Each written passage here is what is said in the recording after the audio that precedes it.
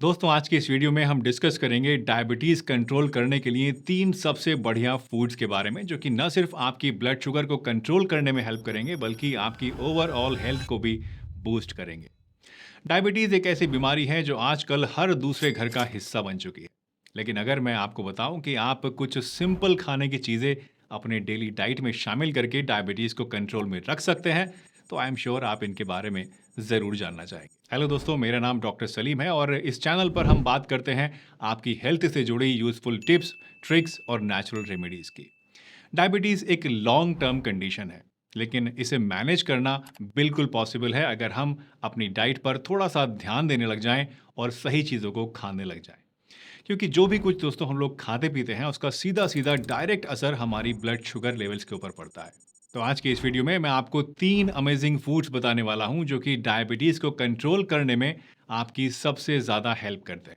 इनमें से एक है जौ का आटा, दूसरा है मेथी सीड्स और तीसरा है करेला। और सिर्फ ये 3 चीज़ें ही नहीं, इसके अलावा कुछ और इम्पोर्टेंट डाइटरी टिप्स भी मैं आपके साथ आज शेयर करूँगा, ताकि आपकी शुगर लेवल से दोबारा से कभी भी ना बढ़े। तो अगर आप भी डायबिटीज़ को कंट्रोल में रखना चाहते हैं, बिना किसी कॉम्प्लिकेटेड डाइट के, बिना ज़्यादा दवाइयाँ खाए, तो आज की इस वीडियो को एंड तक ज़रूर देखिएगा ताकि आप इन तीनों चीज़ों के बारे में अच्छे से समझ पाएँ कि इनसे कैसे आपको फ़ायदा होता है, क्या-क्या आपको इनके साथ में करना होता है और किन-किन प्रिकॉशंस का ध्यान रखना होता है। तो सबसे पहले बात करते हैं एक ऐसे ज़बरदस्त चीज़ के बारे में दोस्तों, जो कि डायबिटीज़ के लिए बहुत ही ज़्यादा फ़ायदेमंद है, और वो है बार्ले फ्लोर यानी जौ का आटा। अक्सर व बेशतर हम सभी लोग व्हीट फ्लोर यानी गेहूं के आटे से बनी हुई रोटियां को खाते हैं। लेकिन क्या आपको पता है दोस्तों कि गेहूं के आटे का जो ग्लाइसेमिक इंडेक्स है वो काफ़ी ज़्यादा हाई होता है। लेकिन क्योंकि ये मीठा नहीं होता है तो हम सबको इसका कोई नुकसान नज़र आता नहीं है, हमें लगता है कि ये सेफ़ है और इसीलिए हम लोग बिना फिक्र के इसे दबा कर खाते चले जाते हैं। इनफैक्ट डॉक्टर्स भी आपको कभी ये नहीं बताते हैं कि गेहूं का आटा आपकी शुगर के लिए नुकसानदेह है। वहीं अगर हम जौ के आटे की बात करें तो ये आटा जो है वो लो ग्लाइसेमिक इंडेक्स वाला फूड होता है, जो कि आपके ब्लड शुगर लेवल्स को स्टेबल रखने में आपकी मदद करता है। इसका मतलब ये है कि जब आप जौ के आटे की रोटियां खाते हैं तो आपका ब्लड शुगर लेवल धीरे धीरे ब्लड स्ट्रीम के अंदर बढ़ता है और इससे आपकी बॉडी को इसे कंट्रोल में रखना आसान हो जाता है। और ये एक बहुत ही इंपॉर्टेंट और बहुत ही बड़ी वजह है कि जिसकी वजह से इस जौ के आटे को एक बहुत ही बढ़िया, बहुत ही बेहतरीन डायबिटिक फ्रेंडली फूड माना जाता है। जौ के आटे में बीटा ग्लूकन नाम का एक सॉल्युबल फाइबर होता है, जो कि आपके पेट के अंदर और आंतों के अंदर जाकर जेल जैसा बन जाता है और पेट के अंदर ग्लूकोज को ब्लड स्ट्रीम में एब्जॉर्ब होने से रोकता है। ये आपके इंसुलिन रेजिस्टेंस को भी कम करता है और लॉन्ग टर्म में वेट मैनेजमेंट में भी आपकी मदद करता है। इसलिए जौ के आटे से बनी हुई रोटियां खाना हर डायबिटिक पेशेंट के लिए सबसे पहला और सबसे इम्पॉर्टेंट स्टेप है, जो कि उन्हें ज़रूर उठाना चाहिए। लेकिन हाँ दोस्तों, एक बात ध्यान रखिएगा कि बार्ले का यानी जौ का जो आटा होता है थोड़ा मोटा होता है, रफ होता है और इसीलिए सिर्फ इसकी रोटियां बनाना काफ़ी मुश्किल हो जाता है। तो आप क्या करिएगा, आप 1:1 यानी 1/1 के रेशियो में, मान लीजिए एक हिस्सा आपने अगर गेहूं का लिया है तो एक ही हिस्सा बराबर आपको जौ के आटे का लेना है। इन दोनों को मिला के आप इनकी रोटियां बनाकर खाना एंजॉय कर सकते हैं और इससे आपको डायबिटीज़ के मैनेजमेंट में काफ़ी ज़्यादा मदद मिलेगी। दूसरी चीज़ जो कि आपको अपनी डाइट में ज़रूर शामिल करनी चाहिए डायबिटीज़ को कंट्रोल में करने के लिए, वो है मेथी सीड्स यानी कि फेनुग्रीक। दोस्तों आयुर्वेद में मेथी को डायबिटीज़ के ट्रीटमेंट के लिए सदियों से यूज़ किया जाता रहा है और इसके पीछे सिर्फ आयुर्वेदिक विजडम ही नहीं बल्कि साइंस भी शामिल है। दरअसल मेथी सीड्स में सॉल्युबल फाइबर होता है, जो कि कार्बोहाइड्रेट्स के डाइजेशन को स्लो करता है। इसका मतलब ये होता है कि जब कार्बोहाइड्रेट्स आप खाते हैं वो धीरे धीरे डाइजेस्ट होते हैं और आपके ब्लड शुगर लेवल्स को एकदम तेज़ी से नहीं बढ़ाते हैं। इसके अलावा मेथी सीड्स में कुछ एमाइनो एसिड्स भी होते हैं जो कि इंसुलिन प्रोडक्शन को बूस्ट करते हैं, जिससे कि आपकी बॉडी नेचुरली शुगर को कंट्रोल में कर पाती है। मेथी सीड्स को अपने डेली रूटीन में शामिल करने का सबसे सिंपल तरीका होता है कि आप रात को 1 टेबल स्पून मेथी के सीड्स को आप पानी में भिगो दीजिए, एक ग्लास में या कटोरी में, और सुबह सुबह इसको आप पानी को पी लीजिए और जो मेथी के बीज हैं उनको चबा चबा कर खा लीजिए। ये एक बहुत ही आसान सी होम रेमेडी है जो आपकी ब्लड शुगर लेवल्स को धीरे धीरे बैलेंस में रखने में आपकी हेल्प करेगी। वैसे अगर आपको मेथी सीड से डायरेक्टली खाना पसंद नहीं है, तो आप इन भीगे हुए जो बचे हुए मेथी के सीड आपके बचेंगे पानी में से, उनको आप निकाल कर पीस सकते हैं और पीस कर अपने आटे में मिलाकर रोटियां बनाकर भी इसकी आप खा सकते हैं। ये एक सिंपल सा तरीका है जिसमें आपको मेथी खाने से कोई दिक्कत नहीं आएगी, टेस्ट भी आपको बुरा नहीं लगेगा और रोटी में आप मिला लेंगे तो आपकी रोटियां भी और ज़्यादा हेल्दी बन जाएंगी। अब बात करते हैं तीसरी पावरफुल चीज़ की जो डायबिटीज़ कंट्रोल करने में मदद करती है और वो है करेला।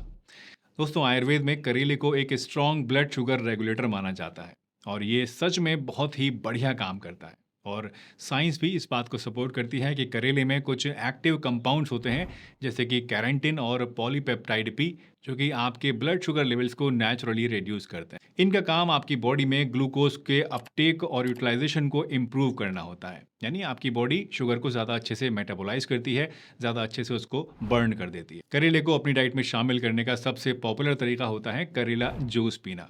फ्रेश करेले का जूस सुबह सुबह खाली पेट पीने से आपको इसके मैक्सिमम बेनिफिट्स मिलते हैं। लेकिन अगर आप जूस नहीं पीना चाहते हैं तो आप करेले के सप्लीमेंट्स, जो कि टैबलेट्स और कैप्सूल फॉर्म में आते हैं, उनको भी चाहें तो कंज्यूम कर सकते हैं। बहुत सारे लोग करेले की सब्जी बनाते हैं बार बार और उसको खाते हैं ये सोचकर कि इससे शुगर कंट्रोल होगी। नो डाउट इससे भी आपको फ़ायदा मिलता है, लेकिन उतना नहीं जितना आपको इसके जूस को पीने से मिलता है। इसका रेगुलर इस्तेमाल करने से आपकी ब्लड शुगर लेवल्स काफ़ी हद तक कंट्रोल में रहती हैं और बॉडी की ओवरऑल हेल्थ भी अच्छी बनती है, आपका ब्लड भी प्योरीफाई होता है। दोस्तों अब जब हमने डायबिटीज़ कंट्रोल करने वाली इन 3 पावरफुल फूड्स के बारे में बात कर ली है, तो आइए अब कुछ इंपॉर्टेंट डाइटरी टिप्स भी जान लेते हैं जो कि आपको ज़रूर अपने रूटीन में शामिल करने चाहिए ताकि आप अपनी ब्लड शुगर को और भी ज़्यादा इफ़ेक्टिवली मैनेज कर पाएँ और इससे छुटकारा पा पाएँ। पहली टिप है दोस्तों, अपने खाने से पहले सैलड को खाना। आपने सुना होगा कि रॉ वेजिटेबल्स जैसे कि खीरा, टमाटर और लीफी ग्रीन्स वगैरह आपके लिए बहुत ही हेल्दी होती हैं। लेकिन अगर आप इन्हें अपने मेन मील से यानी खाने से पहले खा लेते हैं, तो ये आपके ब्लड शुगर लेवल्स को स्टेबल रखने में बहुत ही ज़्यादा हेल्प करती हैं। क्यों? क्योंकि रॉ वेजिटेबल्स फाइबर से भरपूर होती हैं, जो कि कार्बोहाइड्रेट्स के एब्जॉर्प्शन को स्लो कर देता है। इसी के साथ-साथ खाने से पहले अगर आप एक बड़ा कटोरा भर के सलाद को खा लेते हैं, तो इससे आपका पेट जल्दी भर जाता है और ज़्यादा देर तक भरा-भरा रहता है, जिससे कि फूड क्रेविंग्स कम होती हैं, आपकी शुगर इंटेक कम होती है और वेट भी कंट्रोल में रहता है और ये सारी चीज़ें मिलके डायबिटीज़ को मैनेज करने में आपकी काफ़ी ज़्यादा हेल्प करती हैं। दूसरा इंपॉर्टेंट टिप है पोर्शन कंट्रोल और फ्रीक्वेंट मील्स। दोस्तों छोटी-छोटी लेकिन फ्रीक्वेंट मील्स लेना आपके हंगर को मैनेज करने में मदद करता है और आप ओवर ईटिंग नहीं करते हैं। इसका डायरेक्ट असर आपकी ब्लड शुगर लेवल्स पर पड़ता है, क्योंकि जब आप एक ही बार में बहुत ज़्यादा खाना खा लेते हैं तो शुगर लेवल से जल्दी से तेज़ी से बढ़ने लगते हैं। लेकिन अगर आप दिन भर में छोटे-छोटे मील्स से लेते हैं थोड़े-थोड़े इंटरवल पर, तो आपका मेटाबॉलिज्म भी इससे एक्टिव रहता है और ब्लड शुगर लेवल्स भी स्टेबल रहते हैं। और तीसरा टिप जो कि बहुत ही इंपॉर्टेंट है लेकिन अक्सर लोग इसको इग्नोर करते हैं, वो है हाइड्रेशन। जी हाँ, पानी पीने से आपके ब्लड शुगर लेवल्स पर भी इसका असर पड़ता है। जब आप हाइड्रेटेड रहते हैं तो आपका डाइजेस्टिव सिस्टम अच्छी तरीके से काम करता है और आपकी बॉडी शुगर को इफेक्टिवली प्रोसेस कर पाती है। इसलिए दिन भर पानी को ज़रूर पीते रहिए। इसके अलावा शुगरी बेवरेजेस जैसे कि cold drinks, packaged fruit juice और शुगर लोडेड ड्रिंक्स से आप दूर रहिए। ये आपके ब्लड शुगर लेवल्स को बहुत ही तेज़ी से बढ़ाते हैं और डायबिटीज़ कंट्रोल करने में आपके लिए मुश्किल पैदा कर सकते हैं। इसके साथ साथ प्रोसेस्ड फूड्स और रिफाइंड कार्बोहाइड्रेट्स जैसे कि मैदा वगैरह, इससे बनी हुई चीज़ें जो होती हैं, ये आपको बिल्कुल भी नहीं खानी चाहिए, क्योंकि ये भी आपकी बॉडी में शुगर को बहुत तेज़ी से बढ़ाती हैं और डायबिटीज़ में नुकसान देती हैं। इन चीज़ों की जगह अगर आप अपनी डाइट में होल ग्रेन्स जैसे कि बार्ले, ओट्स, ब्राउन राइस और बाजरे को इंक्लूड करें, तो ये आपके लिए ज़्यादा बढ़िया होता है, क्योंकि ये स्लो डाइजेशन वाले कार्बोहाइड्रेट्स होते हैं जो कि शुगर लेवल्स को स्टेबल रखने में आपकी हेल्प करते हैं। इसी तरह लेग्यूम्स जैसे कि दाल, चना और राजमा भी आप अपने मील्स में एडजस्ट कर सकते हैं, शामिल कर सकते हैं। और हेल्दी फैट्स को बिल्कुल मत भूलिएगा, जैसे कि नट्स, सीड्स, एवोकाडो और ऑलिव ऑयल। ये फैट्स आपकी बॉडी को ज़रूरी एनर्जी तो प्रोवाइड करते ही हैं, साथ ही साथ ब्लड शुगर को स्पाइक होने से भी बचाते हैं। और लास्ट में एक और इम्पॉर्टेंट बात कि अगर आप अपनी डाइट में कोई बड़ा चेंज करने जा रहे हैं, तो अपने डॉक्टर से एक बार उससे पहले कंसल्ट ज़रूर कर लें, क्योंकि हर किसी की बॉडी अलग-अलग होती है और किसी भी नई डाइट को शुरू करने से पहले, कुछ नया चेंज करने से पहले अपनी मेडिकल हिस्ट्री के हिसाब से एक्सपर्ट एडवाइस लेना बहुत ज़रूरी होता है। मुझे उम्मीद है आज की ये वीडियो आपको पसंद आई होगी। अगर पसंद आई हो तो लाइक करके जाइएगा, चैनल पर नए हैं तो सब्सक्राइब कर लीजिए और मन में कोई शंका है तो कमेंट में पूछ लीजिए। हंसते रहिए, मुस्कुराते रहिए, रोज़ कुछ ना कुछ नया सीखते रहिए ताकि आप रह सकें हेल्दी हमेशा।